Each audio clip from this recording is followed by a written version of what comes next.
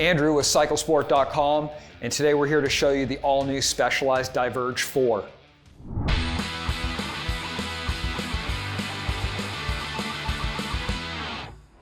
We had a really unique opportunity to ride with our team rider, Alex Wild, last week, and we had a great time out there riding the new bikes. While he's off racing, we snuck into his garage, stole his bike, and brought it in studio so we could talk to you about it. Let's start with what's changed on the bike itself that would affect you and I, the average rider, and then we can talk about what Alex has done specific to this bike. This bike just came back from Unbound not too long ago where he raced it, where he had a great showing out there, and we're super stoked for him on that. As far as the Diverge goes and some of the updates that happened, probably the biggest thing, the thing I'm the most stoked on, was tire clearance. 50C tires or 2.2 mountain tires.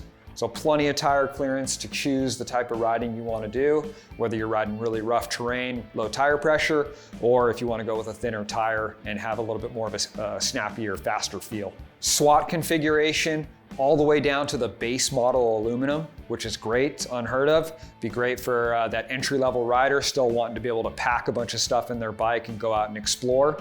We've also made some adjustments to the chainstay so you can fit up to a 52 tooth chainring. So you can run that mullet configuration, get the best of both worlds, have a great climbing gear, but also still be able to really hammer in the flats depending on the course you're riding or what terrain you're in. They've updated the rear end to a UDH rear end. It's a great option for all of us with the new SRAM compatibility. Let's not forget about the Specialized Future Shock. So this is the new 3.1, 3.2, 3.3 version that you'd see on the Roubaix model as well, with this one having the 3.3 on there and having the tunability to adjust the compression. Let's also touch base on the geometry of the bike, right? So the head tube angle's gotten about ½ a degree slacker compared to the previous version. Really just gonna add to a little bit of stability for handling on the bike, as well as top tubes have gotten a little bit longer. All the bikes are spec'd with a little bit shorter of a stem, designed to help increase handling and performance to make the bike feel a little bit more stable in that rougher stuff.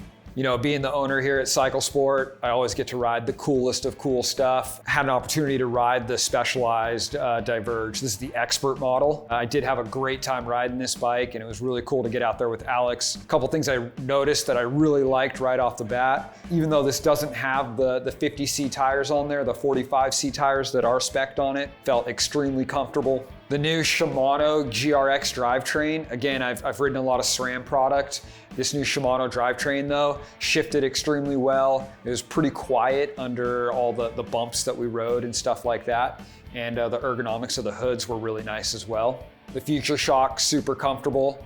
It didn't have the full lockout version. This is the 3.2 version.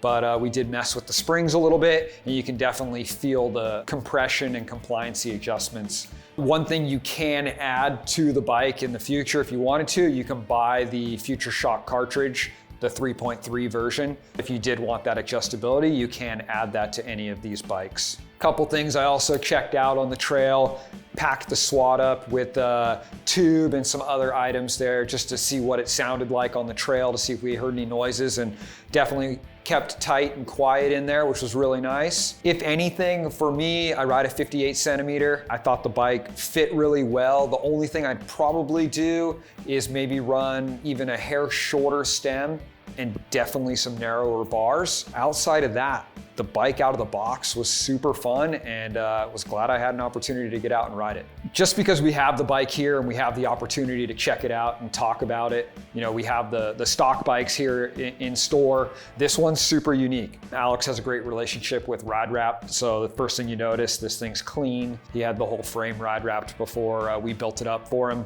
Stays clean in case he has any crashes or nicks on it. It's easy to maintain. But if I look at the things Alex does on his bike, narrower bars than you'd find stock on a 56 centimeter bike. Definitely tucks his hoods in for that aero position, but he's also got blip buttons all over the place. So he's got his shifters here, but then he's got a set of blips underneath the flats of the handlebars. He's got a set of blips here in the drops. And I think really just allows him to shift whenever he needs to and whatever position he's in to stay comfortable for those long rides. So he's running a 50-tooth chainring in the front, and then when we look at the back here, he's running a SRAM Explorer cassette 1044. He also has a great relationship, we do as well at the shop, with Ceramic Speed. He has the OSPW pulley wheel set, Ceramic Speed bottom bracket, and we did put Ceramic Speed headset bearings in there for him as well. Again, these bikes see a ton of abuse. Having that headset set up in there really eliminates the amount of maintenance that we need to do on his bikes. Be sure to head over to cyclesport.com. You can see the new colors, new specs, and the price points on the new Specialized Diverge 4. Thanks again for watching. We're planning a ton of new content. Be sure to give us a thumbs up, subscribe, and if you're looking for some new content, drop us a line in the comments and let us know what it is that you want to see.